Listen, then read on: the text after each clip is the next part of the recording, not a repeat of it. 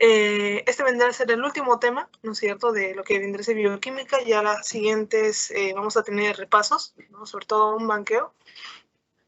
Y bueno, pues vamos a comenzar. Como les dije, este tema va a englobar varios subtemas chiquitos que ya hemos hecho, ¿no?, a lo largo de lípidos, proteínas, carbohidratos, ¿no? Y ahorita vamos a ver justamente esa importancia porque todo se va a estar relacionando, ¿no? Entonces, este tema, una vez más, es un poco complejo, ¿no? Entonces, lo que se ha tratado de hacer acá es desglosarlo, hacerlo lo más chiquito posible o las cosas más importantes, ¿no? Ya que si ustedes se van al libro de Harper o al ST Series, RT digo, que les había recomendado al inicio, ¿no? Ahí van a tener un capítulo específico, ¿no? Entonces, ahí también pueden leer un poco más, ¿no?, sobre cada patología o sobre estos procesos, ¿no? Entonces, vamos a comenzar. Bien, entonces acá lo que vamos a tener es lo que vendría a ser la correlación metabólica. En este caso vamos a hablar de las kilocalorías, ¿no? Nuestras necesidades energéticas van a ir más o menos de 2.400 kilocalorías a 2.900 kilocalorías, ¿no? Esto es en un hombre que va a pesar aproximadamente 70 kilos, ¿no? Obviamente esto va a ir relacionado también al peso, ¿no? Uno puede ser más... mientras más peso o menos peso tenga uno, ¿no?, más necesidades energéticas o menos va a tener, ¿no? Lo mismo va a importar su condición física, ¿no?, si es una persona atlética o no. Bueno, acá tenemos lo que vendría a ser la energía, ¿no? ¿De dónde lo vamos a estar obteniendo? El 60 o el 40-60% lo va a proveer los carbohidratos, ¿no?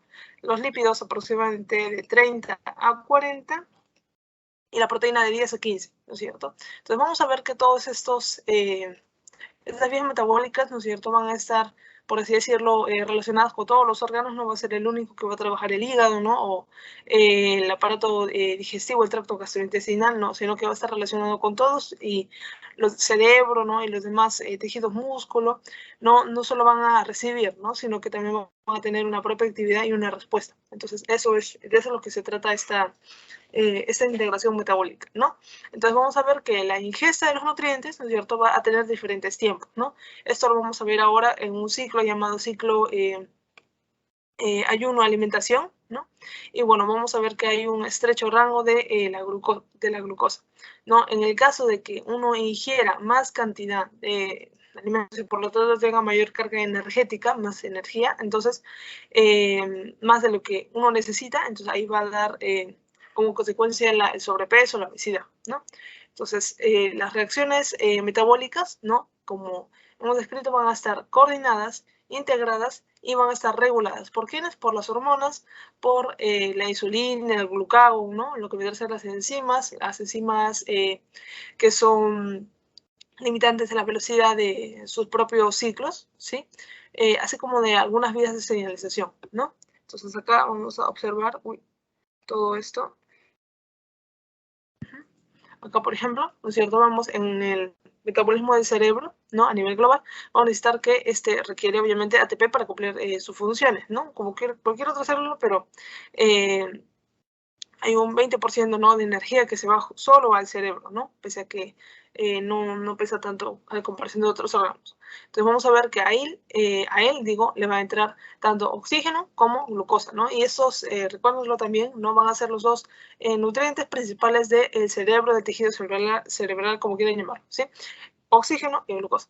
Y bueno, pues van a estar desechando, ¿no?, entre otras cosas, ¿no?, agua y CO2.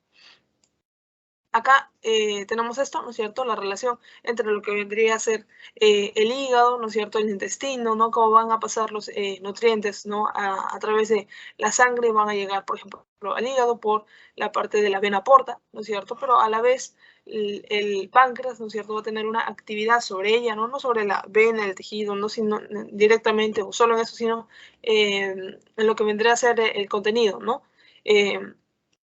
Debemos saber que son importantes los vasos linfáticos, ¿no? Se acuerdan un poco de la linfa y un poco del metabolismo de los lípidos, ¿no es cierto? El cerebro ya hemos hablado un poco, su relación con el tejido adiposo.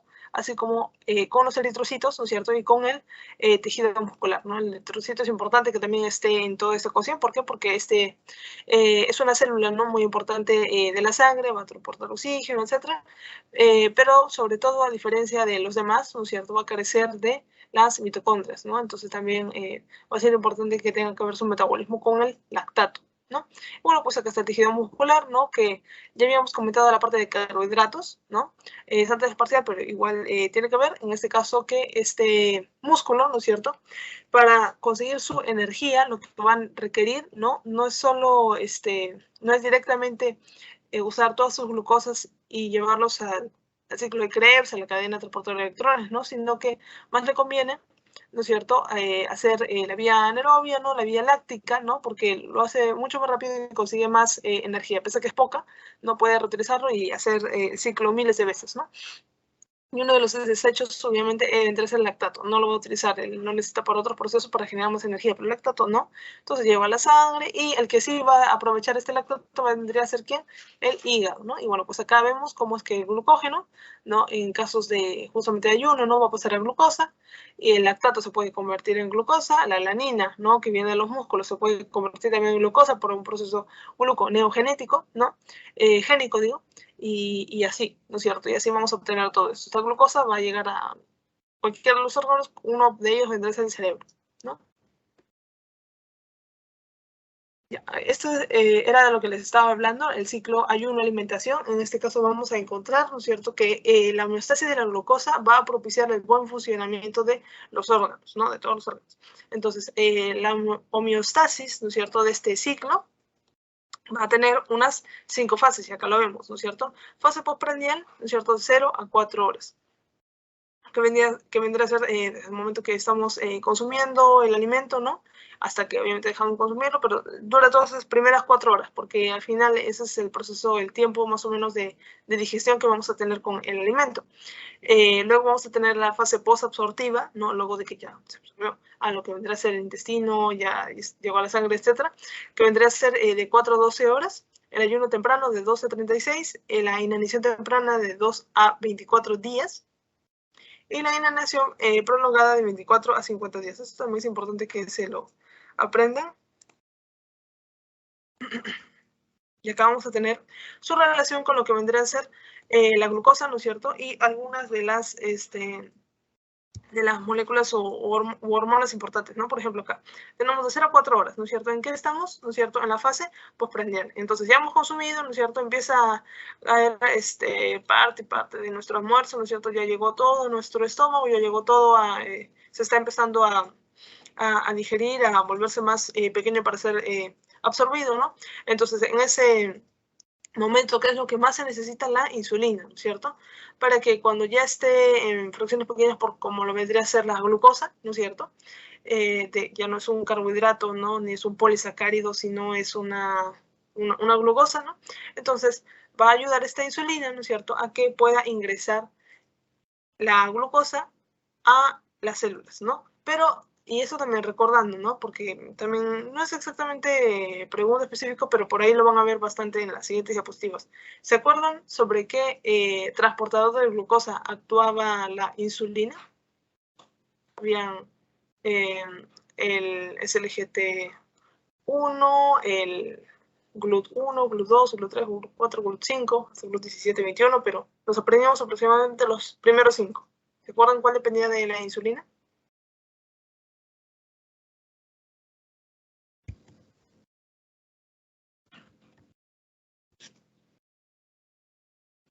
No, sería el número 4, ¿sí? El número 4 vendría a ser dependiente de insulina. El número 5 no tiene nada que ver con las glucosas, sino con las fructosas, ¿no? Y así van a tener cada uno su característica peculiar, ¿no? Por ejemplo, el GLUT2 va a ser bidireccional y, bueno, puede estar en el riñón o estar en el hepatocito, ¿no? Para que entre a la célula la glucosa, pero también para que pueda salir, porque al final es un hepatocito, ¿no? Muy bien. Ya, acá. Tenemos esta parte del glucógeno, ¿no es cierto? Luego que ya hemos absorbido, por así decirlo, toda esta parte del alimento, ¿no? Entonces ya no se requiere insulina, por lo tanto estos niveles bajan, ¿no es cierto? Y lo que va a aumentar es el glucógeno, ¿no es cierto? Porque al final estamos tratando de almacenar también este alimento, ¿no es cierto? Esta glucosa de manera de glucógeno. No confundir el glucógeno con el glucagón, ¿sí? Ni con la glucosa. Porque está el glucagón, esta vendrá a ser la hormona, ¿no? Y acá vemos que va a haber un aumento de este glucagón, porque ya estamos en una zona donde ya no hay alimento, por así decirlo. O sea, lo hemos consumido hace unas poquitas horas, pero ya no hay. Por lo tanto, vamos a tener que utilizar ese glucógeno, esa manera, en la manera que hemos reservado el alimento que hemos ingerido, ¿no es cierto? Y lo vamos a empezar así poco a poco, ¿no? Por eso está disminuyendo este glucógeno. Y acá viene la gluconeogénesis, que es cuando ya se nos sacaron esta reserva de glucógeno, entonces vamos a tener que generar, ¿no es cierto?, lo que vendría a ser la gluconeogénesis, ¿no? Generar glucosa a partir de cualquier otro compuesto, como vendría a ser del lactato, del piruvato, de las salaninas, ¿no? De los ácidos grasos, etcétera, ¿no? Y acá también va a reinar lo que vendría a ser el glucagón, las catecolaminas, ¿no es cierto?, pero también el cortisol, que vendría a ser la hormona del estrés, ¿no? Entonces vamos a recordar también esta parte, tiene que ver con una de sus preguntas del pasito. En este caso vamos a encontrar que la pérdida diaria, al finalizar el periodo de kilocalorías, lo vamos a encontrar en esta tabla. Vamos a tener que las grasas, ¿no es cierto? A las 12 horas vamos a tener aproximadamente 1200, ¿no? Y luego, ¿qué pasa a los 8 días? Aumenta. Y luego a los 40 días, ¿no es cierto? Desciende un poco, ¿no es cierto? Pero mira, 40 días. Los carbohidratos, ¿qué pasa? A las 12 horas tienen 200. A los 8 días ya no hay nada de carbohidratos, ni glucagón, ¿no? O sea, obviamente lo primero que se gasta vendrá a ser la glucosa, ¿no? Pero de ahí el siguiente y el último vendrá a ser el glucagón, ¿no? Y ven cómo ya no hay nada. No, justamente porque estos van a ser los primeros en agotarse, los carbohidratos, el grupo de los carbohidratos. Mientras que por acá tenemos las proteínas que a las 12 horas, mientras tenemos 300, ¿no? A los 8 días, ¿no es cierto? Vamos a tener unos 200 y luego 75. Es decir, mira, también se ha gastado, ¿no? Pero se ha tratado también de evitar el gasto de estas proteínas, ¿no? Porque al final, lo que primero se gasta son los carbohidratos, lo segundo es la grasa, lo tercero las proteínas, ¿no? Pero sin embargo, no es que nunca lo vamos a gastar, sí, lamentablemente, y de ahí se van a estar perdiendo lo que vendrá a ser los aminoácidos de el músculo en sí, ¿no es cierto? Y por eso es que empieza también a haber un grado de atrofia muscular. Entonces, en general, ¿no? Vemos obviamente que a nivel de los días va a ir disminuyendo, ¿no? Pero importa mucho qué es lo que está disminuyendo más, ¿no? ¿Cuál se agotó primero? ¿No? Y bueno, pues acá dice, ¿por qué las proteínas aportan poco en sí? ¿No es cierto? Porque ellas van a ser importantes para el organismo, ¿no? Los aminoácidos, ¿no? La parte del aporte energético, ¿no es cierto? Va a ser bajo durante este ayuno, ¿no es cierto? Con respecto a la grasa. Entonces, ¿quién va a ayudar más en el ayuno entre lípidos, ¿no es cierto? Grasas y proteínas. ¿Quién va a aportar más? Las grasas. Bien. Niveles de sustratos u hormonas en la sangre según la nutrición. Bueno, esto es un poco más sencillo. Esta tabla parece un poco más horrible, ¿no? Pero lo vamos a entender bonito. En este caso vamos a encontrar la insulina, una hormona, ¿no es cierto? Cuando una persona está muy bien alimentada, hay de 40 unidades, ¿no? Vamos a encontrar que a 12 horas luego de la absorción va a haber 15, ¿no es cierto? Recuerden que ni bien, o sea, a la par que estamos comiendo, ahí se incrementan los niveles de insulina, ¿no? Terminamos de comer y ya se están disminuyendo bastante, ¿no? Esto lo vemos en la imagen anterior, ¿sí? Acá está, insulina. Bien, ¿qué es lo que va a pasar entonces? Así nada más, vamos a encontrar que el ayuno, ¿no es cierto? Luego de 3 días, ¿no es cierto? Vamos a tener aproximadamente unos 80. Mientras que en la inanición ya de unas 5 semanas, vamos a encontrar el grado de 6, ¿no? Entonces, casi ya no hay nada de insulina, ¿no? Mientras que en el glucagón es un poco al revés, porque recuerden que es una del grupo de hormonas contrarreguladoras, ¿no? Que bueno, pues están en contra justamente de la insulina, tienen unos efectos diferentes, ¿no? En el caso de estar bien alimentado está en 80, luego aumenta a 100, luego 150 y luego 120, ¿no? Y este aumento, ¿por qué se da, no es cierto? ¿Por qué? Porque como no tenemos alimento para todas las células, el glucagón va a hacer que de donde sea se estén generando el catabolismo del glucógeno, ¿no es cierto? En primer lugar, pero también va a hablar, va a tener que ver con la gluconeogénesis, ¿no? Y al final va a estar queriendo que, cualquier otra sustancia vaya a ir generando glucosas, ¿no? Entonces, esto es lo que va a generar, ¿no es cierto? En época de ayuno, el glucagón va a ser importante, ¿no? Por lo tanto, está aumentando. Que la insulina depende del alimento, si ya no hay, entonces va a ir así disminuyendo. La glucosa, ¿no es cierto? Acá vamos a encontrar que va a estar obviamente también disminuyendo, ¿no? 6, 4, 3.8 y luego 3.6, pero miren, mira, de acá ha pasado 3 días y a 5 semanas y casi ha disminuido, ¿no es cierto? Pero bien poquito, o sea, se ha mantenido casi estable, ¿no es cierto? Y eso es por todos los mecanismos compensatorios, por así decirlo, que tenemos durante el ayuno y ayuno prolongado, ¿no? Y esto es a base de el gasto de la grasa y de las proteínas, ¿no? Porque el carbohidrato es uno de los primeros que se acaban, ¿no? Acá vemos a los ácidos grasos. Ahora sí, estos 3 últimos es de los ácidos grasos. Vamos a ver cómo el ácido graso como tal va a ir de 0,14 a 0,6, ¿no? Esto si fuera un 0,15 aproximadamente es 4 veces, ¿no es cierto? Aumenta en 4 veces, ya estando en ayuno. Luego, mira, de 0,6 a 12, ¿no? Esto es el doble, ¿no? Y de acá vemos que de 1.2 a 1.4, ¿no? Acá dirán, aumenta un poquito, ¿no? Pero si miras desde cómo inició, ¿no es cierto? Aumentó 10 veces, ¿no es cierto? En estas 5 semanas. Entonces, eso es importante porque al final los ácidos grasos van a ser importantes en el tiempo de ayuno. Y acá te lo está diciendo esta tablita. ¿Qué más? El acetoacetato. ¿Se acuerdan? El acetoacetato con la beta-hidroxibutirato, así como con la acetona.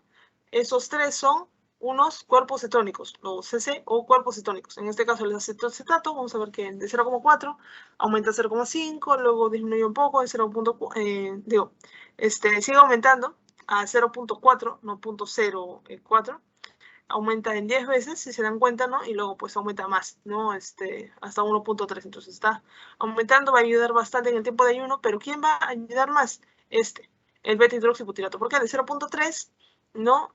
Llega a 0.10, ¿no? Sube unas 10 veces aproximadamente, acá ahora sube unas 3 veces, y acá encontramos que sube aproximadamente 200 veces en unas 5 semanas, ¿no? De 0.03 a 6, ¿no? Entonces, esto es lo importante, ¿no? El beta-hidroxibutirato de los 3 cuerpos cetónicos que vamos a encontrar va a ser la principal fuente de energía de primer orden, ¿sí? Porque sube esta cantidad, ¿no? A comparación del estado de nutrición que estamos, porque estamos en ayuno, ¿no es cierto? Y él va a ser uno de los principales que va a aportar. Acuérdense de eso. Integración del metabolismo, ¿no? Acá vamos a encontrar que el tejido va a estar muy relacionado con su función y según ello vamos a tener diferentes patrones metabólicos de los distintos órganos, es decir, no va a requerir la misma cantidad o la misma proporción de energía, ¿no? Por ejemplo, el cerebro, que el vaso, no sé, pues que el músculo de Dominique, etcétera, ¿no? Entonces, va a depender mucho de la función, ¿no? Y por lo tanto el requerimiento energético va a ser diferente y el patrón metabólico también va a ser diferente, ¿no? Entonces, esta integración metabólica va a depender de algunas condiciones fisiológicas o patológicas, ¿no? De la dieta, del estrés, de la actividad física que haya en la persona, ¿no? Y también de el órgano, ¿no? Estos alimentos, de los alimentos que van a ser transportables nutrientes, van a tener dentro que los nutrientes, ¿no? Y ahí vamos a ver que encontramos algunos componentes de reserva, componentes estructurales, elementos bioactivos, ¿no? Que nos va a servir, ¿no? Entonces, de esta manera vamos a encontrar que la energía que se va a capturar va a ser como ATP, ¿no? Esto ya lo llamamos, va a ser la moneda energética, ¿no? Pero justamente se dice así, moneda energética, pero no, porque no vamos a poder almacenarlo así estáticamente, ¿no? Sino, vamos a estar usándolo bastante, ¿no? Y esto cómo se encuentra, ¿no? En un hombre de 70 kilogramos, vamos a encontrar que él va a sintetizar aproximadamente 70 kilogramos de ATP durante 24 horas. O sea, si en un lado ponemos, por ejemplo, todo lo que está sintetizando, 24 horas, y no vemos el gasto, solo la síntesis, entonces sería 70 kilogramos. Pero si tú lo revisas así en cualquier momento, ¿no es cierto? Vas a encontrar que hay unos 250 gramos de ATP, ¿no? Aproximadamente, ¿no? Entonces, ¿por qué? Porque así como estás sintetizando bastante, 70 kilogramos, también estás degradando, usando, ¿no es cierto?, bastante.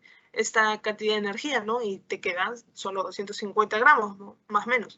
Entonces, esto es importante, ¿por qué? Porque el ATP no se va a manejar de manera estática, sino va a estar usándose de manera dinámica, ¿no? Entonces, la energía se captura como ATP, que no sabemos. Bueno, acá tenemos que este ATP se va a sintetizar y se va a usar, ¿no? De manera continua. Y esto lo vemos en esta página por acá, ¿no es cierto? Este ATP de ATP a ADP, ¿no es cierto? Esto va a depender mucho de lo que vendrá a ser el grupo fosfato, ¿no? Añadimos este, ya tiene 3 ATP, ¿no? Lo usamos, ¿no es cierto? Usamos la energía que hay a este nivel, entre estos dos últimos fosfatos, y usamos esa energía, obviamente, ¿no? Pero ese grupo fosfato está por ahí volando, ¿no? Lo convertimos en ADP. Entonces, ¿qué órganos van a participar en toda esta integración metabólica? ¿No? En este caso, los principales van a ser el hígado, el intestino, ¿no es cierto? El tejido muscular, el tejido adiposo, ¿no? En este caso vamos a ver que estos procesos metabólicos, ¿no es cierto?, van a estar en un estado estacionario o estado estable. ¿Por qué? Vamos a encontrar esto, que la velocidad de formación de los metabolitos, ¿no?, la velocidad con que están sintetizando, va a ser igual a la velocidad de utilización de estos metabolitos, ¿no? Entonces vas a estar formando y vas a estar también usando. Y esto no solo aplica para el ATP, sino para todos los metabolitos en general, ¿no? O la mayoría, ¿no? Porque también encontramos el glucógeno, por ejemplo, ¿no?, que está ahí. Obviamente se usa, ¿no? Pero hay un momento también en el que está ahí de manera estática hasta que ya empieza a haber problemas de ayuno, por ejemplo, ¿no? Y de ahí ya se empieza a usar. Muy bien, entonces, esto es lo normal, ¿no? Y así se llama este tipo de proceso metabólico, ¿no? Estado estacionario o estado estable. Acá vamos a encontrar, ¿no es cierto?, que todos estos procesos van a estar regulados, ¿no? Según el tipo de vía metabólica que tengamos, ¿no? En este caso, la vía metabólica va a modificar su intensidad de las reacciones, ya sea aumentando, por así decirlo, el sentido, ¿no? A la derecha, a la izquierda, ¿no? O deteniéndolo, ¿no?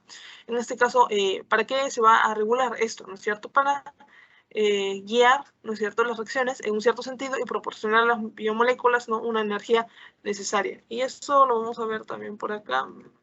Más adelante, acá está. Ahí le voy a mostrar esa parte. Pero igual se da en cualquier reacción, ¿no? En cualquier vía metabólica, ¿no?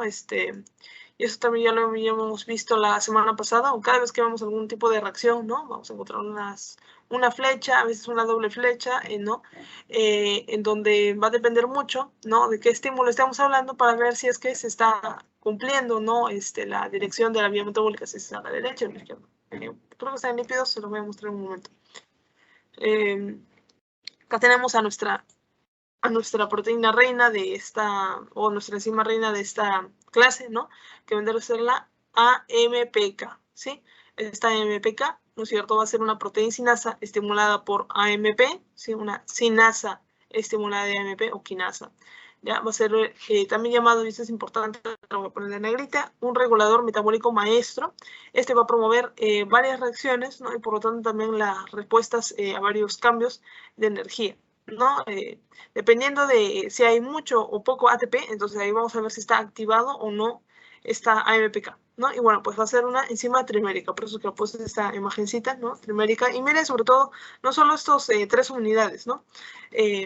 Miren acá también, miren este pedacito importante, treonina, ¿no?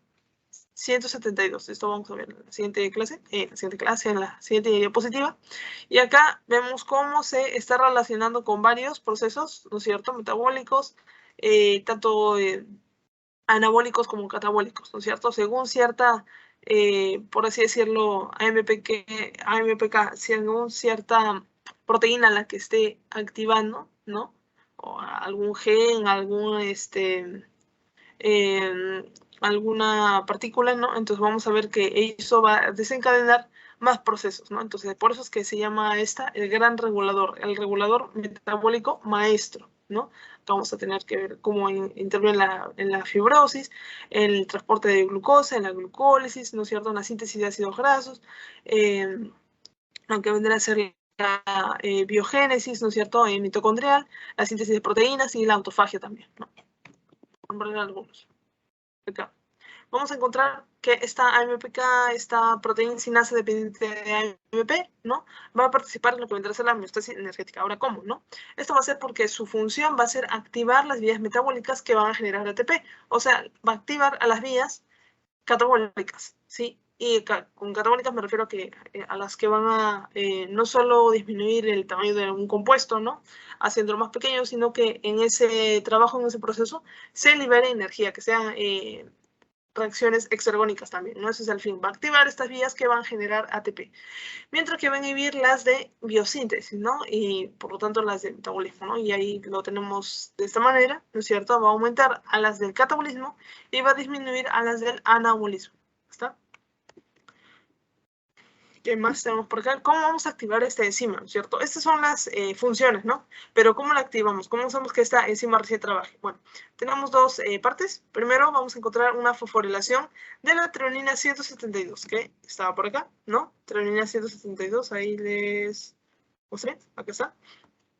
¿Qué pasa con esta treonina 172? Que debe ser una de los tantos aminoácidos que tiene en su estructura, ¿no? Cuando se fosforila esta treonina 172, ¿no es cierto? Sea por la LKB1, ¿no? La TAC1, la KMKB beta, ¿no es cierto? Cualquiera. Si la fosforila, entonces vamos a encontrar que ya se activa esta enzima y por lo tanto ya puede ejercer sus funciones de activar a las vías metabólicas que van a generar más ATP, ¿no? Otra de sus estímulos, ¿no es cierto? Puede ser una elevada relación intracelular de AMP con ATP. O sea, hay más AMP que ATP, ¿no es cierto? Y por lo tanto, no hay tanta energía, por así decirlo, ¿no? En la célula. Entonces, eso la activa y dice, no, tiene que haber energía, me voy a activar, entonces yo voy a hacer o favorecer a las reacciones que van a generar ATP. Acá vamos a encontrar la parte de no comer, ¿no es cierto? Cuando uno no come, vamos a encontrar que la carga energética de cada célula va a ser baja, ¿no? Entonces, por lo tanto, esto va a generar una fosforilación de la AMPK, va a haber una modificación alostérica con AMP de esta enzima, ¿no? Y por lo tanto se va a activar esta AMPK, ¿no? Entonces, el ayuno, ¿no? Etcétera, el no comer no va a ser justamente un estímulo de esta enzima. Tenemos acá la enzima adenilato ciclasa, ¿no? Que va a ayudar en este proceso, en que vaya justamente hacia la derecha, ¿no? Acá tenemos dos ADP, ATP y AMP, ¿no es cierto? Entonces, esta enzima que genera, por así decirlo, esta reacción que es bidireccional, ¿no? Va a tener la condición, ¿no? De que se desplace más hacia la derecha, ¿no es cierto? Para generar más ATP. Y acá encontramos algunas de las imágenes, ¿no? Acá encontramos en lo que vendría a ser la ciclasa, ¿no? De ATP a AMP cíclico, ¿no? Ciclasa o adenina ciclasa, ¿no? Este glucagón va a hacer que se estimule más, pero cuando hay AMP, ¿no es cierto? Vamos a encontrar que va a detenerse, ¿no? Acá vamos a tener la pKa y, bueno, pues acá vamos a encontrar ya aguas abajo unas señales, ¿no es cierto? Unas vías de señalización. Acá encontramos la MPK con sus tres partecitas, ¿no? Y eso también va a hacer que podamos activar esta AMP y por lo tanto activar esta otra parte.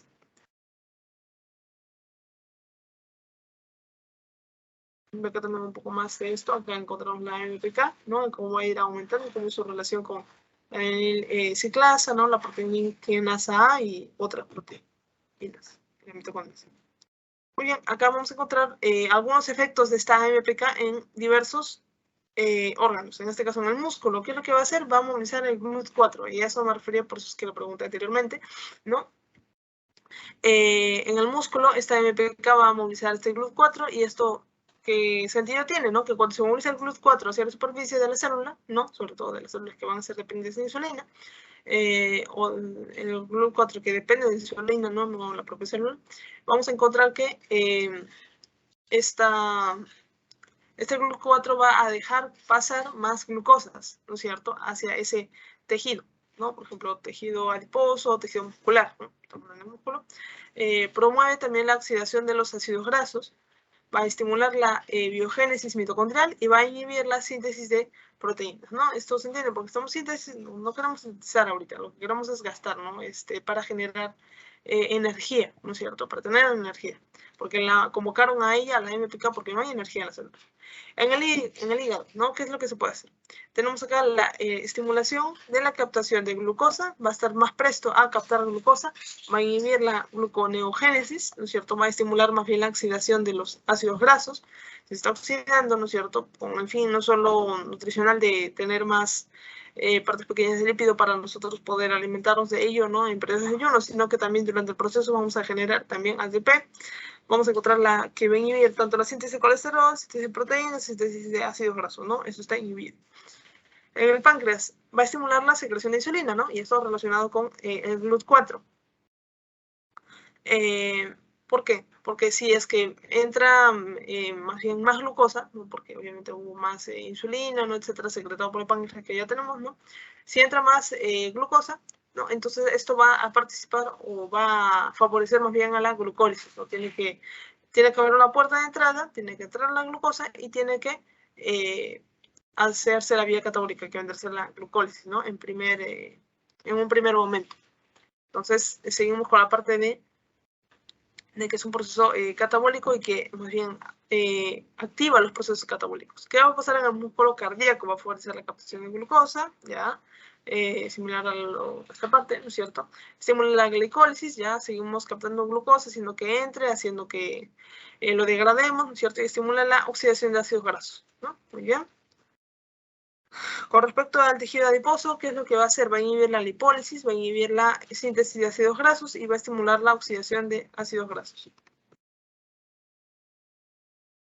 Estos vendrán a ser los efectos de este AMPK, ¿no? Acá, estos están, lo hemos visto ahorita, ¿no? En el páncreas va a estimular la secreción de las células beta-pancreáticas, ¿no? Recuerden que ellas van a ser las que van a liberar insulina, ¿no? Las alfa van a liberar glucagón, ¿no? Ambas en el islote de Langerhans. En el hígado, ¿no es cierto? Vamos a ver que va a inhibir la síntesis, ¿no? De ácidos grasos, ¿no? Y también la síntesis de colesterol, y así, ¿no? La oxidación de ácidos grasos en el corazón, ¿no? Favorecer la glucólisis, y así. Ya, con respecto a la fase postprandial, ¿no es cierto? Que vendría a ser nuestra primera fase, ¿verdad? Por acá lo tenemos en casa. Fase postprandial de 0 a 4 horas, ¿sí? Entonces, ¿qué es lo que va a suceder en este caso? ¿No es cierto? Vamos a tener ciertas condiciones, tanto de ingesta de nutrientes como algunas condiciones de ayuno, ¿no? Y esto nos va a generar los siguientes pasos, ¿no? A ver, acá vamos a encontrar que la fase postprandial se va a caracterizar porque estamos ahí ingiriendo los nutrientes, ¿no? Vamos a estar digiriendo y absorbiendo estos nutrientes, van a haber por lo tanto transporte de glúcidos, aminoácidos y lípidos, y también va a participar ya todos los órganos mencionados, hígado, tejido muscular, etc. Entonces, esto es como para recalcar el hecho de que, ¿no es cierto? Fase postprandial de 0 a 4 horas, que estamos justo acá, ¿no es cierto? Es desde que empezamos a comer, estamos digiriendo, ingiriendo, digiriendo y también absorbiendo, ¿sí?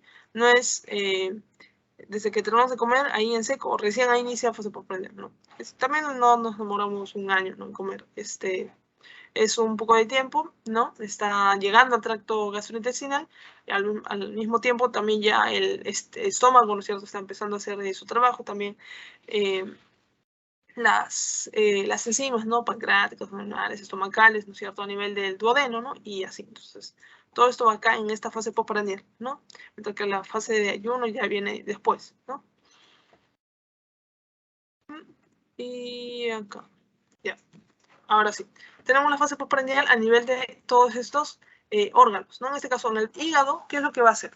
Va a hacer que el páncreas vaya a estimular liberar más bien insulina, ¿no? Justamente si ya estamos comiendo, ¿no es cierto? Ya tiene que liberarse esta insulina.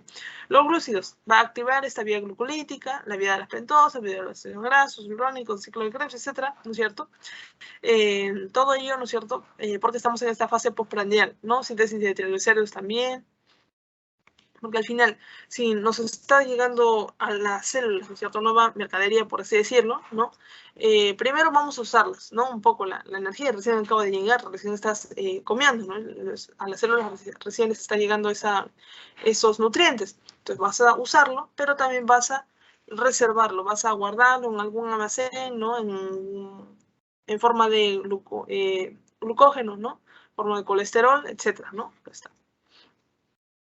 ¿Qué más? Vamos a encontrar los aminoácidos, ¿no es cierto? Y ahí vamos a encontrar que se sintetiza proteínas, también urea, ¿no? En los ácidos grasos vamos a encontrar que hay una síntesis de triglicéridos, reacciones de alojamiento y de saturación, ¿no? Y esto lo habíamos visto en lípidos, ¿no? En lípidos 2, me parece. Entonces, la fase postprandial va a reinar estos procesos biosintéticos, ¿sí? Acá, y eso lo estamos viendo, ¿no? Llegan los alimentos a la célula, los usamos obviamente, pero también vamos a, sobre todo, almacenarlos, ¿no? Para después. Acá, ¿no es cierto? Que tenemos en el tejido adiposo, hay una captación de glucosa por el GLUT4, hay una inducción de la lipoproteica, ¿no? Y captación de ácidos grasos. Esto, acuérdense bien, ¿no es cierto? Esto incluso les hice un dibujito para los lípidos, ¿no es cierto? Acá recuerden que esta lipasa lipoproteica, ¿no es cierto? Estaba como que en el cerca, por así decirlo, de los tejidos, por ejemplo, el tejido adiposo, ¿no es cierto? ¿No? Y yo les había dejado como si fuera una navajita, por así decirlo, ¿no? ¿Por qué? Porque luego cuando llegan, por ejemplo, los kilomicrones, el VDL, ¿no es cierto?, se acercan y pueden reconocer el APO C1 del VLDL o del kilomicrón. Entonces, esta ApoC1 va a activar a esta, la va a despertar a la LPC, ¿no es cierto? O más bien a la lipasa lipoproteica, ¿no es cierto? Y ¿qué es lo que va a hacer? Va a quitarle más bien triglicéridos, ¿no es cierto? El TAG, ¿no? De lo que era así todo el kilomicrón, ¿no es cierto? Se va a quedar más o menos así, porque se desprendió todo el TAG, ¿no es cierto? O la gran mayoría, ¿no? Y obviamente el TAG, ¿a dónde se va? Acá, al propio tejido adiposo, ¿no? Mientras que el glicerol, que también se desprendió, ¿no? Esto va a viajar por la sangre, bueno, pues va a llegar al hígado, ¿no? Para ser utilizado. Entonces, la principal diferencia entre esto, como para recordar un poco de lípidos, ¿no es cierto?, es que el TAG, triacilglicéridos, ¿no es cierto?, que viene del kilomicrón, es exógeno, ¿no? Es exógeno, mientras que el otro, ¿no es cierto?, el que proviene del VLDL, ¿no es cierto?, va a ser endógeno. Eso, acuérdense. Endógeno, ya está. Entonces, voy a borrar esta parte. Vamos a encontrar también que en el tejido muscular importa la captación de la glucosa por el GLUT4, la glucólisis, el ciclo de Krebs, la síntesis de glucógeno, ¿no? Los aminoácidos van a sintetizar las proteínas, ¿no es cierto?, que obviamente necesita el músculo. Ya hablando, por ejemplo, solo para que recordarles, ¿no?, las proteínas de la contracción muscular, ¿no? Solo por eso ya necesitamos, y es importante para el músculo, sintetizar sus propias proteínas. Con respecto al cerebro, no va a entrar por la GLUT1. Acuérdense, el GLUT1 tiene que ver con el sistema nervioso central. Vamos a encontrar que la vía glucolítica está activa, el ciclo de Krebs también, ¿no es cierto? ¿Por qué no ciclo láctico? Porque justamente eso le hace daño. El zinc requiere oxígeno en primer lugar, y no tiene esa falta de oxígeno, por lo tanto no le haría ningún beneficio, ¿no?, que lo use. Más bien, como si tiene oxígeno o le debe llegar oxígeno, les dije que esos son los dos nutrientes principales, tanto glucosa como oxígeno, entonces puede ser vía glucolítica y luego ya la parte aerobia, ¿no?, de la respiración celular, que vendría a ser toda la siguiente parte hasta llegar a la cadena transportadora de electrones, ¿no? En los aminoácidos vamos a encontrar una síntesis de neurotransmisores, y en los eritrocitos vamos a encontrar tanto la captación de glucosa como la vía glucolítica, ¿no es cierto? Pero de vía glucolítica luego nos vamos a la vía láctica, ¿no es cierto? ¿Por qué no entramos al ciclo de Krebs, ¿no es cierto?, a la cadena transportadora de electrones, etcétera, ¿no es cierto? Porque no hay mitocondria, ¿no? Y eso, acuérdense bastante, no hay mitocondria, por eso es que ya no seguimos con ese paso, sino directo láctica, a la vía láctica. Ya, acá. Acá lo que vamos a encontrar, ¿no es cierto?, vendría a ser un esquema chiquito de lo que hemos visto. La glucosa se convierte en piruvato, ingresa al ciclo de Krebs, ¿no es cierto? Vamos a llegar a la cadena transportadora de electrones, ¿no? Es necesario para ello que haya oxígeno y que haya agua, ¿no es cierto? O bueno, pues es lo que se va a desprender el agua metabólica. A nivel de los otros compuestos, como los transportadores de electrones que ya conocemos, el NADH y el NAD, ¿no es cierto?, van a aportar mucho para el transporte justamente de estos electrones, ¿no?, por vía de las lanzaderas, ¿no? ¿Quién contiene electrones? El NADH, ¿no es cierto? Ahí tienen los electrones. El que no contiene es el NAD, por eso es que está de vuelta para recibir más electrones y convertirse en NADH y volver, ¿no? Pasan a través de las lanzaderas, un proceso que hemos visto en la parte de carbohidratos 1 o 2, ¿sí?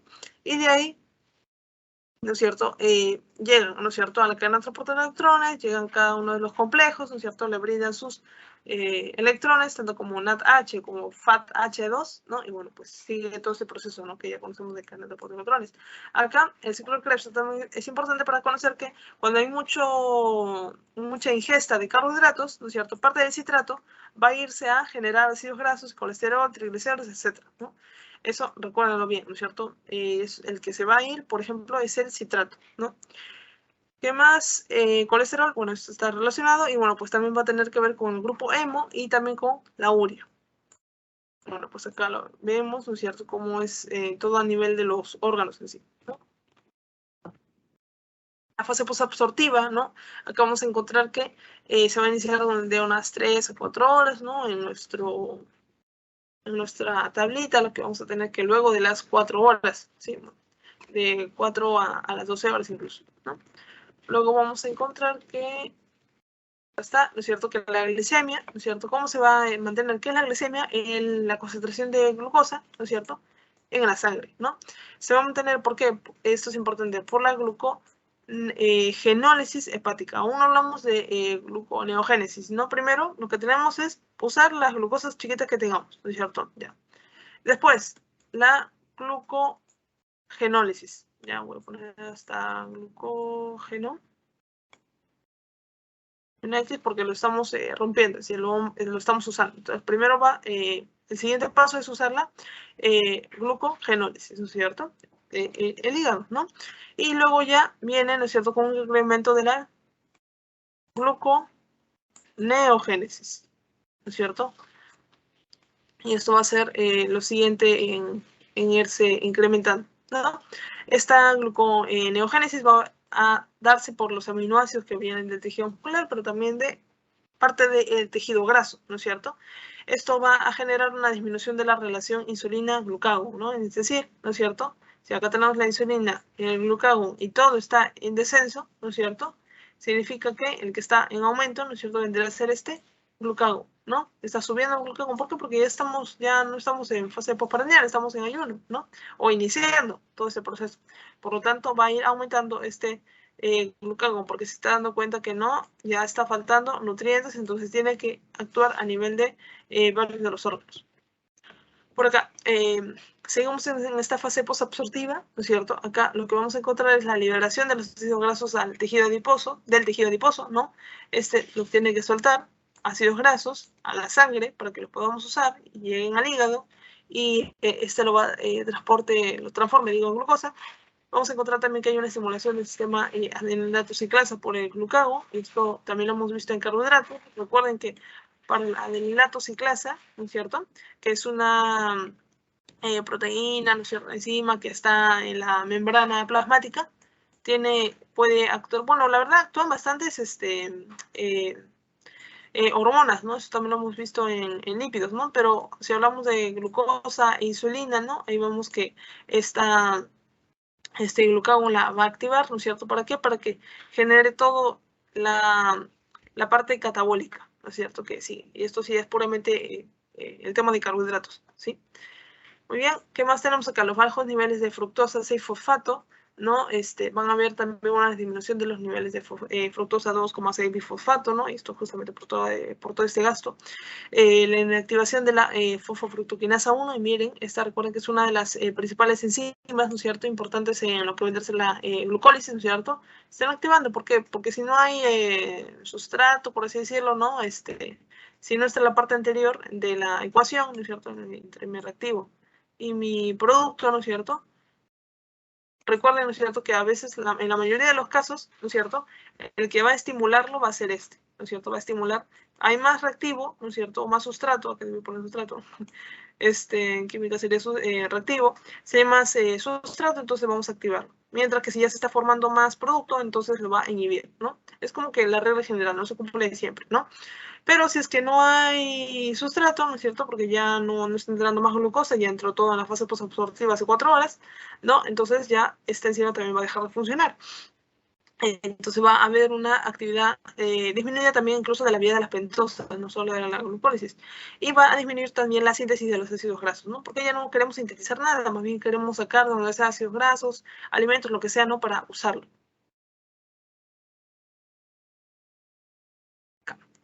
Acá tenemos la parte del ayuno temprano, ¿no es cierto? En este caso ponen unas 16 horas, ¿no? Que cuando vamos por aquí, ¿no es cierto? Acá hablamos de lo que vendría a ser unas de las 12 a 36 horas. Bueno, pues 16 está en la mitad aproximadamente. Muy bien, entonces cuando hablamos de este ayuno, ¿no es cierto? Vamos a ver que ya empieza a coexistir, ¿no? Tanto la gluconeogénesis como la glucogenólisis, ¿no? Y estos van a ayudar en un 50% para que se mantenga esta glicemia.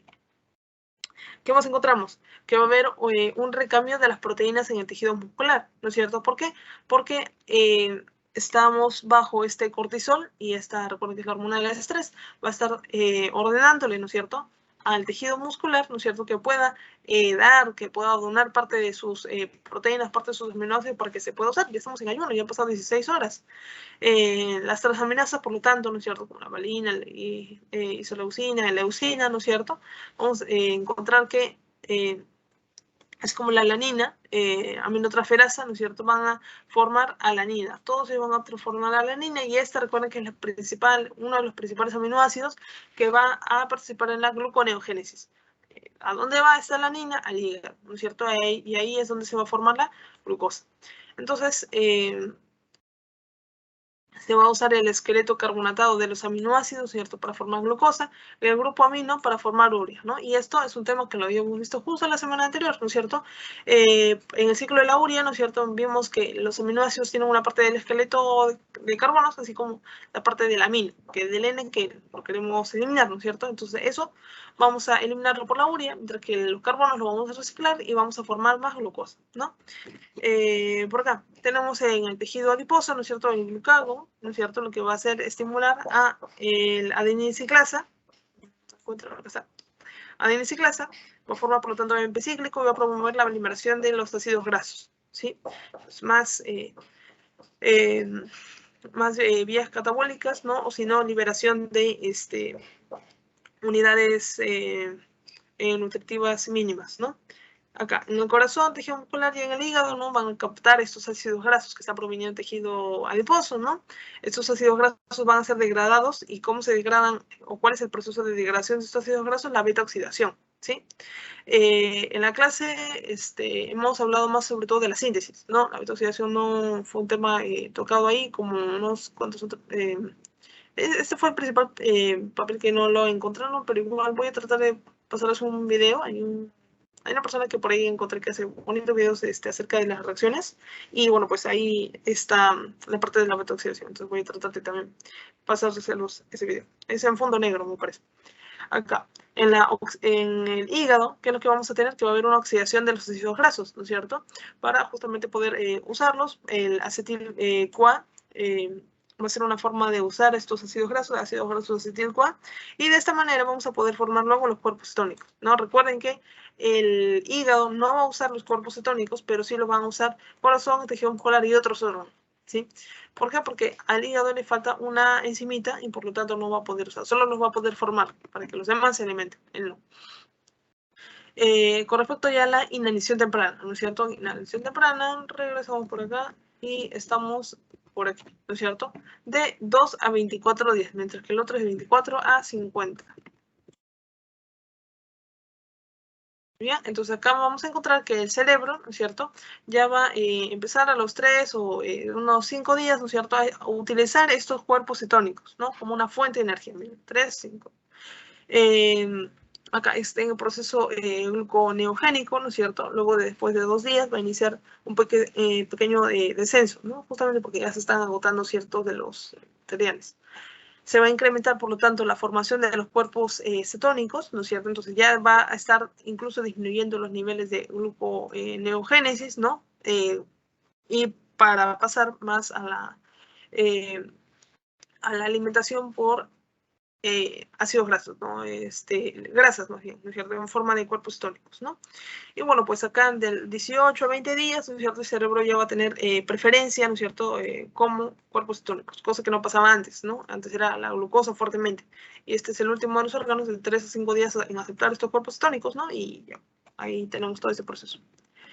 En la inanición prolongada vamos a encontrar que el cerebro, ¿no es cierto?, ya va a estar utilizando estos cuerpos cetónicos y se va a acentuar sobre todo estos aminoácidos que van a provenir del tejido muscular y ácidos grasos, ¿no es cierto?, no van a poder mantener la glicemia, ¿no? Cosa que antes sí podían, pero ya estamos en una inanición prolongada, ¿no? En bastantes días luego, incluso semanas. Entonces, el que va a resaltar acá vendría a ser este cuerpo cetónico, que vendría a ser el beta hidroxibutirato, ¿no? Él va a ser el que va a sintetizar la mayor cantidad de energía, ¿no? Y bueno, pues en este caso, esto también es otro dato, el humano va a poder sobrevivir aproximadamente unos 2 meses sin ingerir alimentos, ¿no? En terribles condiciones, ¿no? Y también con terribles consecuencias para los músculos, el cerebro, etc. Sí, entonces aquí vamos a dar un pequeño descanso antes de dar estas respuestas. Lo voy a dejar acá para que de repente las vayan sacando por ahí. Vamos a...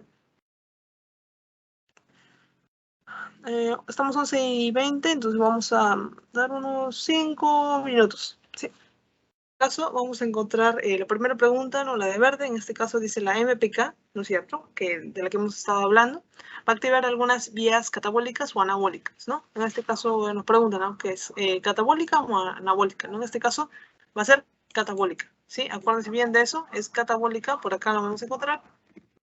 Casi al inicio, acá está, ¿no es cierto? Esta proteína, ¿no es cierto? Estas enzimas van a activar lo que van a ser las vías catabólicas, ¿no? Que van a generar ATP, ¿no? Y no tanto las de biosíntesis, sino ellas las van a inhibir.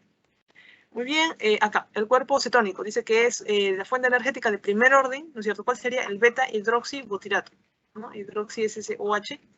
Por acá lo tenemos, a ver, acá ya en la parte de en los ciclos, ajá, acá está, ¿no es cierto? Beta-hidroxibutirato, pues el cuerpo cetónico que existe en mayor cantidad en la inanición prolongada, pero como lo habíamos visto acá al inicio, en las tablitas, acá está, ¿no? Este beta-hidroxibutirato vendría a ser aquel cuerpo cetónico, ¿no? Que va a ser la fuente principal de energía del primer orden, ¿no? Si se dan cuenta, no ha subido aproximadamente 200 veces, ¿no es cierto? Durante las 5 semanas que ha pasado la persona sin comer, ¿no? ¿Qué más? Tenemos por acá lo que vendría a ser la cuánto dura la fase post-absortiva. ¿Ya? Esto es para hacerle recalcar que tienen que acordarse estas fases de dónde inicia, más bien. Sí, postprandial 0,4. Post-absortiva de 4 a 12 horas, ¿no? En caso de que les den alguna lectura en seminario, ¿no? Obviamente se quedan con esos tiempos para el seminario, en la teoría les han dado estos tiempos, ¿no? Entonces quédense más o menos con ello, ¿no? A veces les pueden decir a las 16 horas, por ejemplo, como no hemos visto, ¿no? Pero encaja, ¿por qué? Porque estaba dentro del tiempo, ¿no? Entonces, eso es un énfasis para que se acuerden, incluso vino una en el pasito, entonces tengan eso en cuenta. Y por acá, dice, ¿en qué día el cerebro empieza a captar los cuerpos cetónicos, ¿no? Como alimento. O tratar siempre de captar lo que viene a ser glucosa, ¿no? Entonces vamos por acá. Después en la post-absortiva no, en el cuerpo temprano no, en la inanición temprana, el cerebro, ¿no es cierto?, a los 3 a 5 días va a empezar a utilizar los cuerpos cetónicos como fuente de energía, ¿ya? Vamos a ver que luego va a aferrarse un poco más de 18 a 20 días, ¿no? Como preferencial fuente de energía y luego ya se va a acentuar mucho más en la inanición prolongada, ¿no? Y acá, oye, tenemos estas flashcards, vamos a continuar. En este caso vamos a encontrar lo que vendría a ser la obesidad, ¿no? En esta obesidad vamos a encontrar que vendría a ser una patología que se asocia a un elevado aporte calórico, ¿sí? Mayor que el consumo, ¿no es cierto?, que necesita esta persona, ¿ya? Entonces, para que pueda realizar sus funciones vitales, ¿no? O sea, tiene mucho más y por lo tanto también no gasta toda esa energía, todos esos elementos que está consumiendo. Entonces, de esa manera vamos a encontrar que hay una alta ingesta de carbohidratos, así como de lípidos. Y esto se va a almacenar como glucógeno en el hígado, ¿no es cierto? Así como grasa en los tejidos adiposos, ¿no? Y esto es importante porque en la obesidad ya vamos a ver con el último temita que vendrá a ser el síndrome metabólico, va a tener una importancia ya que esta grasa se va a incorporar en varios lugares, ¿no? No solo en la parte abdominal, sino en la parte de todo el músculo esquelético, ¿no es cierto? Del corazón, del parte del cerebro, sobre todo de las vísceras, ¿no es cierto? Y lo peor, dentro de los vasos sanguíneos, ¿no? Entonces, esa vendría a ser la importancia, ¿no? No es que uno simplemente, solo estoy ganando masa abdominal, ¿no?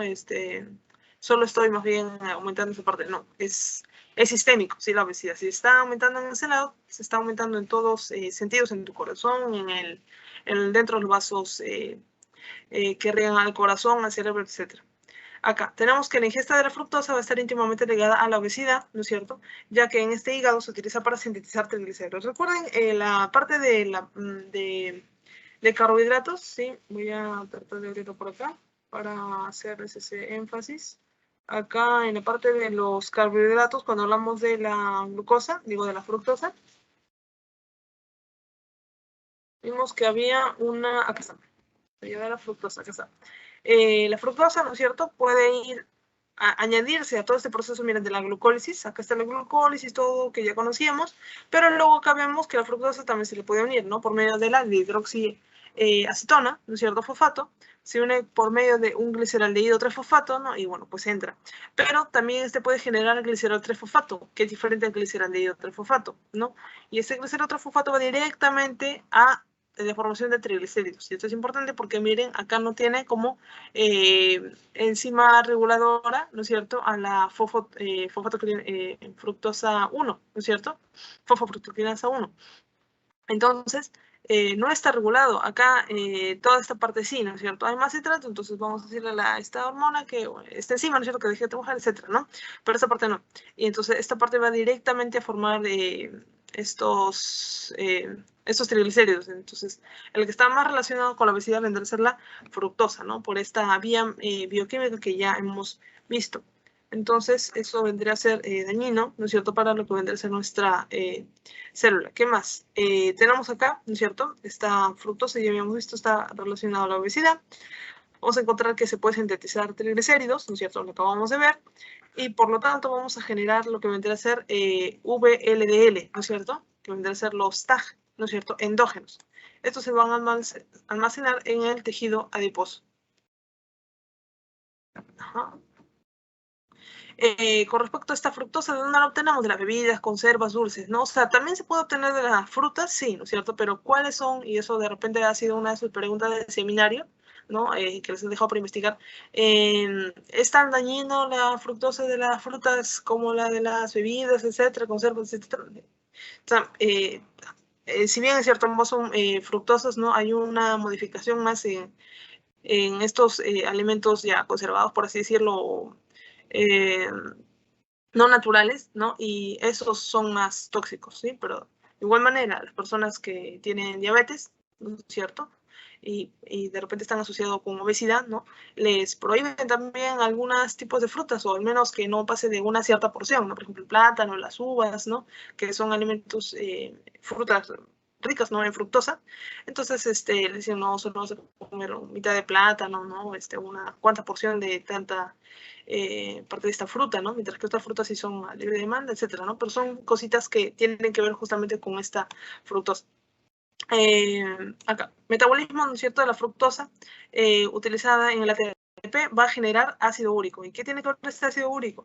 Que va a inhibir a estos nodos, por lo tanto, al óxido nítrico, ¿sí? Con su fórmula química. ¿Y esto qué va a generar? Que se eleve la presión arterial, porque recuerden, el óxido nítrico, y también se lo van a repetir a cada rato, fisiología y en todos los demás cursos que tengan que ver con ello, va a ser un vasodilatador, ¿no? Entonces, por lo tanto, si inhibimos, ¿no es cierto?, todo este vasodilatador, vamos a generar una, por así decirlo, no vasodilatación, una vasoconstricción, por así decirlo, y si no lo dilatamos, entonces vamos a encontrar más aumento de la presión arterial, ¿no? Por eso es que la obesidad está relacionada tanto con la diabetes como la hipertensión.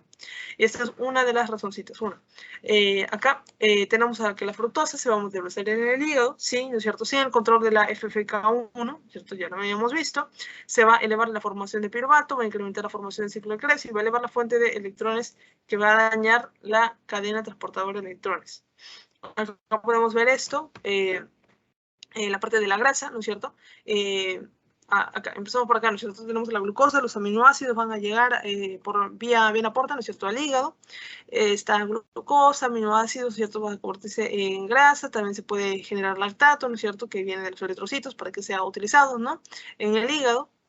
Y la parte todo eso va a viajar como VLDL, ¿no es cierto? ¿Para qué? Para darle, que como era, triglicéridos, ¿no?, y grasas, fuente lipídica a los tejidos externos, de hígado a tejidos periféricos, ¿sí?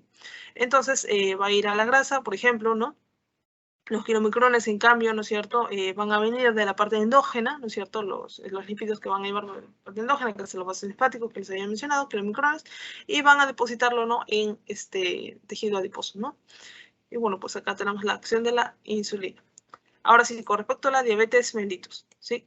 Con respecto a esta enfermedad, lo que vamos a tener por aquí, ¿no es cierto?, es justamente que esta va a ser una enfermedad que lo puede ser en un 90%, va a estar vinculada tanto con una parte genética, así como el estilo de vida, ¿sí? Esos dos rasgos son característicos.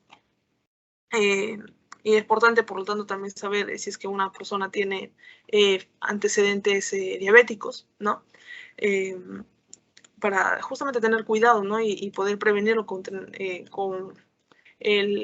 la presencia de mejores hábitos o estilo de vida, ¿no?, en la persona. Acá, ¿no es cierto?, las personas hipertensas y las obesas van a ser de mayor riesgo, ¿no es cierto?, tanto hipertensa como obesa, para generar diabetes mellitus, y todo esto se va a relacionar con el siguiente temita que vamos a ver por acá. ¿Qué más vamos a encontrar? Que en estos obesos, ¿no es cierto?, los niveles de ácidos grasos libres en el plasma va a ser elevado, ¿no es cierto?, por lo tanto vamos a tener hipertrigliceridemia, ¿no es cierto?, hipercolesterolemia, etcétera, ¿no? La obesidad va a estar estrechamente vinculada a la inflamación. Eso es importante. La obesidad lo van a definir cuando lean más al respecto en fisiopatología como una enfermedad crónica, ¿sí? Y es una enfermedad, ¿sí? Eso también a veces no lo toman en cuenta. Ven una persona con un IMC alto o que se vea un poco obeso, sobrepeso, ¿no? Y le dicen, ay, a diagnóstico diferencial de lo que usted vino a consulta, ¿no? Tal enfermedad, tal, pero es importante también tener en cuenta la obesidad o el sobrepeso que ya está teniendo la persona, o en su contraparte, la desnutrición, ¿sí? Es importante tener en cuenta ello porque son patologías, ¿no? No es una condición, está normal, no. Porque al final esta obesidad va a ser una enfermedad crónica inflamatoria, sistémica, ¿no?, que va a dañar poco a poco a todos los órganos, ¿no? No solo la acumulación física de grasa en tus vasos sanguíneos, ¿no?, sino es todos los procesos bioquímicos que suceden alrededor de esa placa ateromatosa, ¿no?, y cómo hace que esté fallando las células endoteliales de ese vaso sanguíneo y cómo propicia eso también a tener hipertensión, etcétera, ¿sí? Entonces es muy importante tener esto en cuenta, ¿sí? No solo la diabetes, recién empieza como la obesidad y es como patología, recién es el momento en que tenemos que preocuparnos, no, sino ya es en el sobrepeso y en la obesidad. Con respecto a los adipocitos que liberan, van a liberar estas adipoquinas, ¿no?, que es la leptina, la resistina, la bisfatina, ¿no es cierto?, y la adiponectina, así como algunas quimioquinas, ¿no?, la interleucina 6 y el factor de necrosis tumoral alfa, ¿no? Entonces, esto ya, si se dan cuenta, ya estos ya tienen componente inflamatorio, ¿no? Y esto va a tener que ver con la parte ya hormonal, ¿no? Acá encontramos que estos van a estar vinculados a la inflamación, a la diabetes y a la aterosclerosis, estos elementos. Ahora, estos ácidos grasos, ¿no es cierto?, libres en este obeso, ¿no es cierto?, va a activar parte de las proteínas quinasas que van a fosforilar, y es importante, estas proteínas quinasas van a fosforilar a los sustratos de los receptores de insulina en lugares inadecuados. Y esto, ¿por qué tiene alguna consecuencia, no es cierto? Porque si hay una fosforilación de estos receptores, ¿no es cierto?, del sustrato del receptor de esta insulina, ¿no es cierto?, vamos a tener una resistencia a la insulina. ¿Y todo esto por qué fue causado? Por esto, justamente. El componente inflamatorio que va a tener justamente los adipocitos, ¿no es cierto?, dentro de la obesidad. Entonces, toda esta inflamación va a dañar ciertos receptores. Uno de ellos vendrían a ser estos receptores de la insulina, ¿no es cierto? No los van a reconocer, más bien ciertos ácidos grasos incluso van a interferir con captación de la glucosa por los receptores, ¿no? O al revés, van a interferir con respecto a al reconocimiento de la insulina, y si no se reconoce la insulina, entonces no va a poder pasar la glucosa, ¿no? Tanto en el tejido graso como en el músculo, ¿no? Entonces acá podemos ver ello, estamos muy chiquito, no me doy cuenta, y ya, acá está. Voy a agrandar esta imagen, ¿no? Esto de repente también ya lo conocen un poco, es tipo 1 y tipo 2 tenemos a la diabetes mellitus, ¿no? Esto en términos generales. Acá vamos a encontrar que este páncreas no va a poder producir suficiente insulina, y por lo tanto la diabetes mellitus tipo 1 se dice normalmente que es de origen más hereditario y también de tipo autoinmune, ¿sí? Porque hay una destrucción de las células pancreáticas, sobre todo de los islotes Langerhans, sobre todo de las células beta pancreáticas. Entonces, si hay una pérdida de estas células pancreáticas por una autodestrucción, ¿no es cierto? También puede ser por causas infecciosas, etcétera, ¿no? Pero eso ya es ampliar ese tema, ¿no? El mayor de ser autoinmune. Entonces, ¿qué es lo que pasa? Estas glucosas, ¿no es cierto? No van a poder entrar, ¿no es cierto?, a lo que meterse las células. ¿Por qué? Porque no hay una insulina. ¿Por qué? Porque no hay células beta pancreáticas que lo estén estimulando, ¿no? Que estén secretando, más bien. ¿Qué más tenemos por acá? El tipo 2, que es del que vamos a hablar acá al costado, ¿no es cierto? Sí genera el páncreas la insulina, pero que al llegar la insulina a la célula, ¿no es cierto?, el canal de la glucosa va a estar cerrado porque no hay un buen reconocimiento de la insulina. Y acá es lo que podemos ver, ¿no es cierto?, una resistencia a la insulina. Estos receptores de la insulina no van a permitir justamente que haya una buena captación, una buena relación con los GLUT4, ¿no? Por lo tanto, no puedan transportarse, ¿no? En este caso, se va a dar por una captación de glucosa disminuida. Y bueno, pues eso característicamente, ¿dónde lo vamos a ver? Sobre todo en la piel, en lugares donde hay bastante tejido adiposo, ¿no? Y esto, donde lo vemos, ¿no?, en ciertos lugares, ¿no? Esto seguro ya lo conocen, en la parte del cuello, la parte posterior en la nuca, ¿no? En las axilas, en la ingle, ¿no? Ahí hay un incremento de la pigmentación de esa piel, ¿no? Por resistencia a la insulina. Esta vendrá a ser la señalización celular, que incluso fue una imagen que se las puse en carbohidratos, ¿no? Acá vemos las funciones de la insulina, ¿no es cierto? Cómo es que activa diversas vías metabólicas, ¿no es cierto? Acá tenemos el crecimiento y diferenciación. Tenemos que va a aumentar a la síntesis de las proteínas, ¿no es cierto? Al aumento de la adipogénesis, ¿no es cierto? La síntesis del glucógeno, ¿no? Porque estamos en postprandial, ¿no? Entonces, mejor hay que guardar, y entonces, por lo tanto, vamos a sintetizar glucógeno. Va a disminuir la apoptosis de las células, ¿no es cierto? Y va a aumentar el transporte de estos transportadores de glucosa, ¿no? Y los va a expresar más bien, ¿no? Acá esta imagen también la habíamos visto, ¿no es cierto?, que es donde tenemos la resistencia a la insulina, y esto va a ser mediado por los ácidos grasos. En este caso acá tenemos la insulina, ¿no?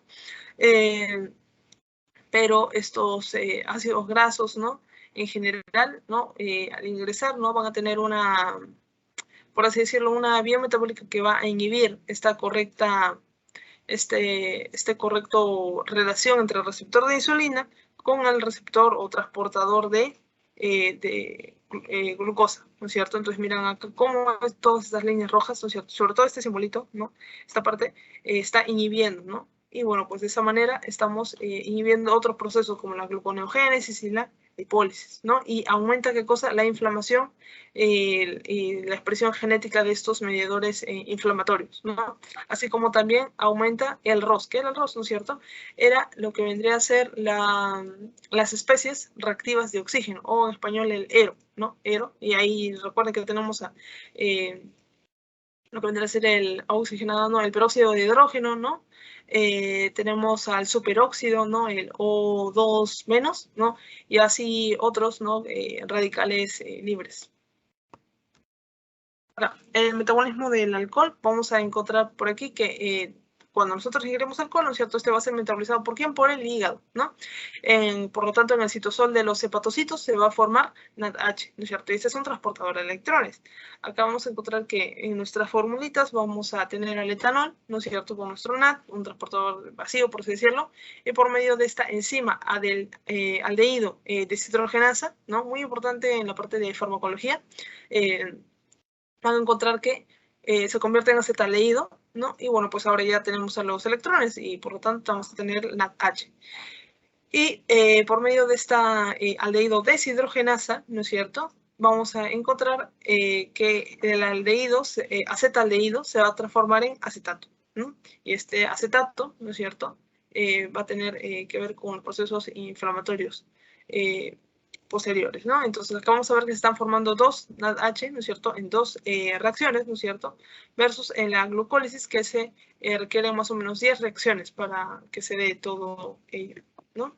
Acá, en la glucólisis de la que estamos mencionando anteriormente no va a pasar por el proceso, va a pasar por el proceso de la glucólisis y esto va a generar piruvato, ¿no? Entonces, ¿qué va a pasar aquí? Vamos a tener más LDH y esto va a generar que el piruvato se convierta más en lactato. Este lactato viaja por la sangre y se va a excretar por la orina. Esto va a interferir, este lactato, con la excreción del ácido úrico, ¿sí? Va a haber una interferencia ahí a nivel renal. Mientras que el piruvato sobrante, ¿no es cierto?, una pequeña cantidad de piruvato, sí va a entrar a la mitocondria y va a generar malato, etcétera, ¿no? Pero va a ser muy poquito, ¿no?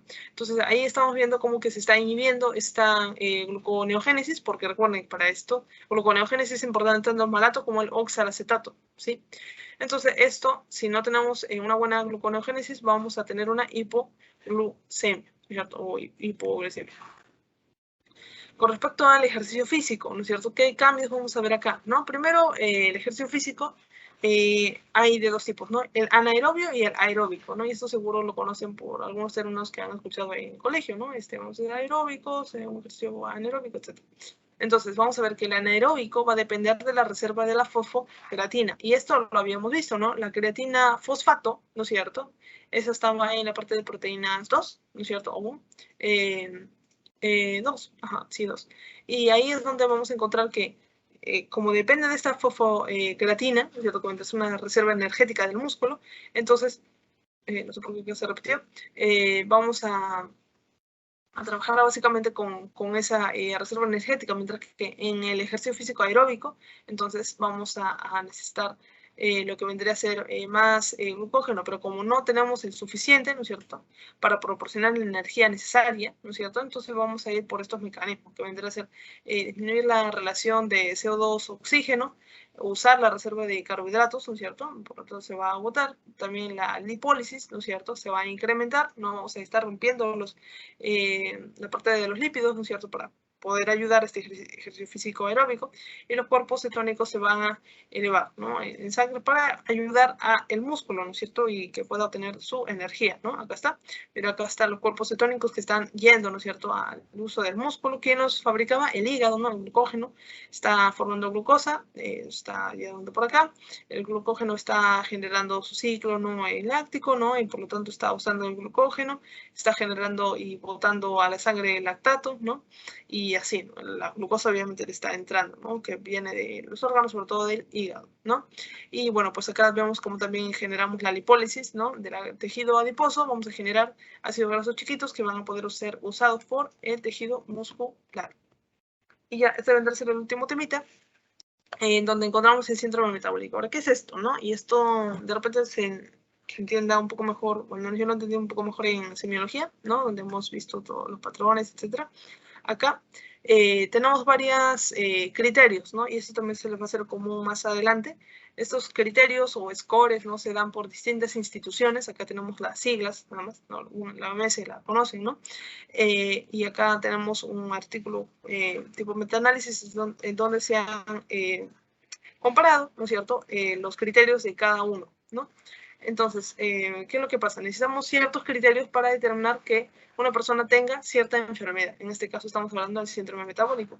Y una característica principal vendría a ser, para nosotros, ¿no?, también va a estar relacionado con esto, ¿no es cierto?, pero acá lo tenemos en simple, ¿no?, que va a estar caracterizado por la obesidad central, ¿sí? A obesidad central me refiero a obesidad del tronco del abdomen, ¿no?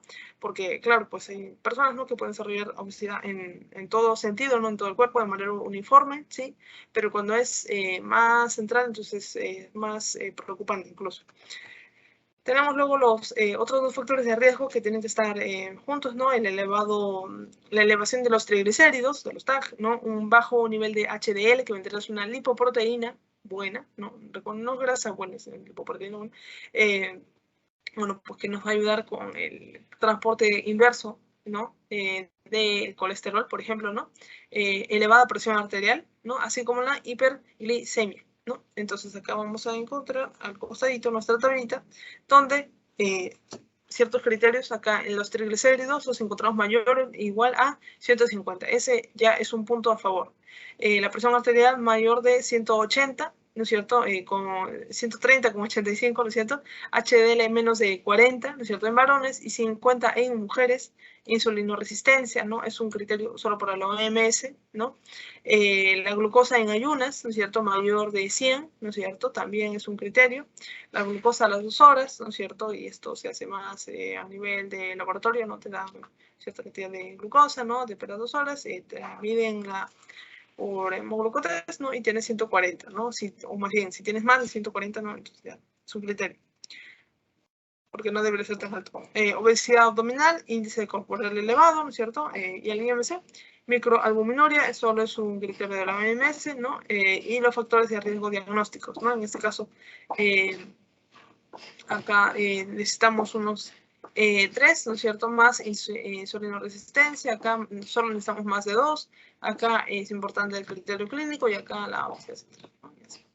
Acá voy a mostrar también esta parte, ¿no es cierto? Bueno, lo primero, ¿no es cierto? El consumo excesivo de calorías, así como la falta de actividad física, van a ser aquellos que van a contribuir a desarrollar ese síndrome metabólico, ¿no? ¿Y qué pasa cuando tengo un síndrome metabólico, no? Ya cumplo estos riesgos, ¿no? Estos factores, ¿no? Que ninguno te ha dicho que acá en los criterios haya diabetes confirmada, hipertensión confirmada, ni nada de eso, ¿no? Pero cuando uno ya cumple ciertos criterios y ya tienes síndrome metabólico, ¿no? Según esto, entonces ahí sí es mucho más probable en esta persona que genere hipertensión y que genere diabetes, ¿no?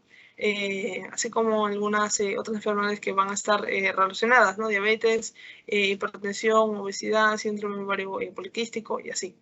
Acá. Entonces, estos van a ser los importantes, tanto actividad física disminuida como aumento de consumo de las calorías. La adiposidad visceral va a ser un desencadenante de estas vías del síndrome metabólico visceral, ¿no? Hablando de las vísceras de adiposidad en nuestros órganos, excesiva, ¿no? Acá vemos cómo que se relaciona la obesidad abdominal con la insulinoresistencia. Esto va a generar algunos factores de riesgo para el síndrome metabólico, ¿no es cierto? Y también ahí contribuye mucho la inactividad física. Y el síndrome metabólico ya de por sí, una persona que no tiene diabetes confirmada, etcétera, en el futuro, ¿no? Un corto futuro, largo futuro, ¿no? Si no corrige ciertos hábitos, ¿no? Va a generar insulinoresistencia. Y bueno, pues ya para terminar esta parte, ¿no es cierto? Tenemos lo último que vendría a ser esta partecita. Mejor voy a así nada más, ¿no es cierto? Acá tenemos a los ácidos grasos. Van a ser unos lipotóxicos, ¿no es cierto? Para lo que vendría a ser las células beta pancreáticas. Y esto que va a generar una disminución de la secreción de insulina, ¿no es cierto? Y esto es malo porque al final en la diabetes, ¿qué es lo peligroso, no? O qué es lo raro, ¿no? Que pese a que en los vasos sanguíneos hay altas concentraciones de glucosa, ¿no es cierto? Hay hiperglucemia, ¿no es cierto? Y eso se nota en los test de glucosa, hemoglucotest. Pese a ello, ¿no es cierto? Vamos a ver que en las células, ¿no es cierto?, va a haber una poca cantidad, ¿no es cierto?, también de glucosa dentro. ¿Por qué? Porque no está ingresando, ¿no? Entonces, peor, ¿no es cierto?, si tenemos unas cantidades disminuidas, ¿no es cierto?, de secreción de insulina, ¿no? O en el caso de la resistencia a la insulina, también hay hiperinsulinemia, ¿no es cierto?, altas concentraciones de insulina en la sangre, pero como hay resistencia, no va a tener su función, ¿no?, de la insulina, por lo tanto no va a pasar correctamente la glucosa. Con respecto a la grasa visceral, ¿no es cierto?, esta va a contribuir a la resistencia a la insulina, ¿no es cierto?, en mayor extensión que la grasa subcutánea. Entonces, ¿quién le gana? La grasa visceral, por eso que acá le ponen, ¿no es cierto?, adiposidad visceral.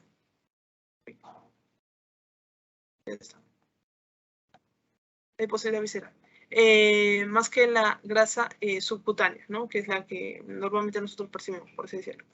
La parte del incremento del tejido adiposo, ¿no es cierto?, va a relacionarse con lo que vendría a ser, ¿no es cierto?, reducción de niveles de adiponectina, ¿no es cierto?, altos de leptina, ¿no es cierto?, y incremento del riesgo cardiovascular, ¿no? Porque al final, si estamos hablando de obesidad, estamos hablando probablemente de posible aterogénesis, ¿no es cierto?, que vendría a ser un cuadro inflamatorio de los vasos sanguíneos, ¿no?, de tipo sistémico, y acá tenemos la relación con todo lo demás, ¿no? Vamos a ver por acá, ¿no? Una dislipidemia, ¿no es cierto?, que vendría a ser un desorden en el metabolismo de los lípidos, ¿no es cierto?, mayor cantidad de colesterol, mayor cantidad de triglicéridos, ¿no es cierto?, o peor, ¿no? Bueno, pero eso ya no sería dislipidemia, de grasas trans, ¿no es cierto?, que van a generar mayor formación de radicales libres, etcétera, ¿no? Y modificación de LDL, ¿no? Va a ser, ¿no es cierto?, favorecer la aterogénesis, ¿no?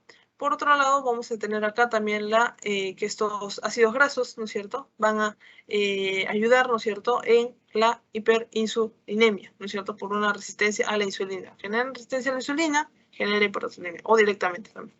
Esta glucosa, pese a que se está generando glucosa por estas grandes cantidades de carbohidratos o de lípidos, ¿no? No va a tener un adecuado metabolismo, no va a poder tener un adecuado uso, ¿no? Y va a dañar también a las propias células del endotelio, ¿ya? En cantidades grandes la glucosa no daña el endotelio de todo nuestro cuerpo, ¿no? Y eso lo va a llevar también a una disfunción endotelial, ¿no? Acá directamente también vamos a poder ver que el incremento de la grasa visceral no es simplemente una bolsita llena de grasa y listo, ¿no? Sino que cada uno de ellos, ¿no es cierto?, va a estar generando ciertas adiposinas, ¿no es cierto?, ciertos factores mediadores, ¿no?, inflamatorios, y acá está, ¿no es cierto?, ya lo habíamos hablado, y interleucina 6, leptina, resistina, ¿no es cierto?, y factor de necrosis tumoral alfa, ¿no? Y va a ayudar a la difensión endotelial, así como el proceso de la aterogénesis, ¿no? Y bueno, pues esto, ¿cómo es que se da? ¿No es cierto? ¿Cómo vamos a tener esta grasa abdominal incrementada? ¿No es cierto? No solo por el factor genético, ¿no es cierto?, o también por la falta de actividad física, sino también por la dieta, ¿no?, alta en grasas, ¿no? Entonces, estos son importantes, no es simplemente, no tengo un factor genético, todos, no, hay que cuidarlos también en esta parte que sí son justamente modificables, ¿no?, estos factores de riesgo modificables y este factor de riesgo no modificable. Bien, ahora sí, tenemos el temita, ¿ya? Vamos a vernos ya la siguiente semana para hacer un repaso. Quería ver si es que alguien tiene alguna pregunta, si no, para darle un pasito y bueno, pues hablar también del repaso, de cómo quieren llevarlo también.